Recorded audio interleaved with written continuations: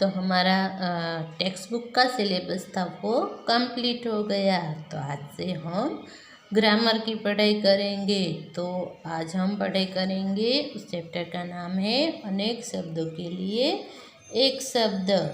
तो कई बार कई शब्द ऐसे होते हैं जिस एक शब्द से के इस्तेमाल करते ही हमें उसका पूरा सेंटेंस पता चल जाता है। जैसे कि धोबी, दुकानदार। तो धोबी शब्द का हम इस्तेमाल करते हैं तो धोबी शब्द से ही हमें पता चल जाता है कि जो कपड़ा धोता है उसे धोबी कहा जाता है।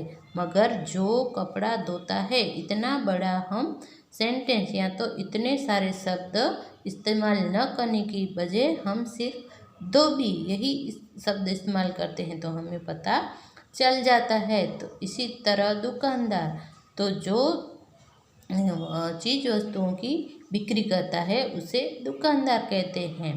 तो हम जो चीज़ वस्तुओं की बिक्री करता है, इतने सारे शब्द या इतना बड़ा सेंटेंस का इस्तेमाल न करते हुए हम सिर्फ दुकानदार शब्द का इस्तेमाल करते हैं तो भी हमें पता चल जाता है कि जो चीज़ों की बिक्री करता है उसे दुकानदार कहते हैं।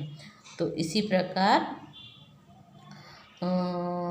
किसी एक शब्द से ही हमें पता चल जाता है कि वह किस व्यक्ति और कार्य से संबंधित है। तो भाषा को सरल, संक्षिप्त और प्रभावशाली बनाने के लिए अनेक शब्दों के स्थान पर एक शब्द का प्रयोग किया जाता है। जैसे कि जो बीमार का इलाज करता है, तो जो बीमार का इलाज करता है तो उसे हम क्या कहते हैं? डॉक्टर।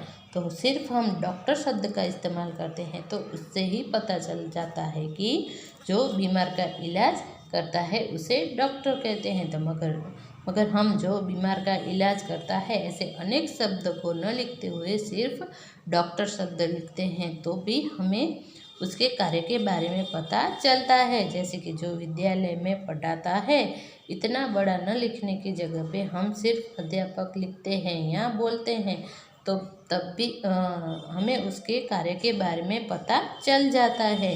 फिर जो सीमा की सुरक्षा करता है तो सैनिक, तो सिर्फ सैनिक शब्द से के इस्तेमाल करने से ही हमें उसके कार्य के बारे में पता चल जाता है। तो भाषा को सरल, संक्षिप्त और प्रभावशाली बनाने के लिए अनेक शब्दों के स्थान पर सिर्फ एक शब्द का प्रयोग किया जाता है।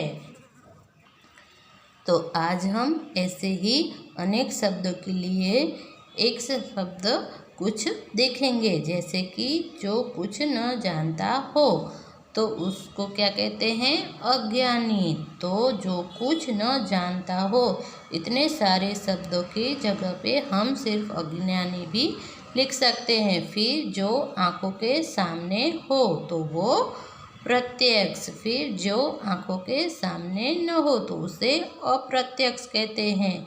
जिसका मूल्य आंका न जा सके उसको अमूल्य कहते हैं। फिर ईश्वर को मानने वाला तो आस्तिक, ईश्वर को न मानने वाला तो नास्तिक। फिर जो कभी न मरे तो अमर। फिर जिसके माता पिता न हो तो अनाथ।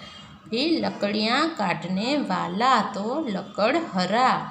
फिर अपने देश की वस्तु तो स्वदेशी और दूसरे देश की बनी वस्तु तो विदेशी।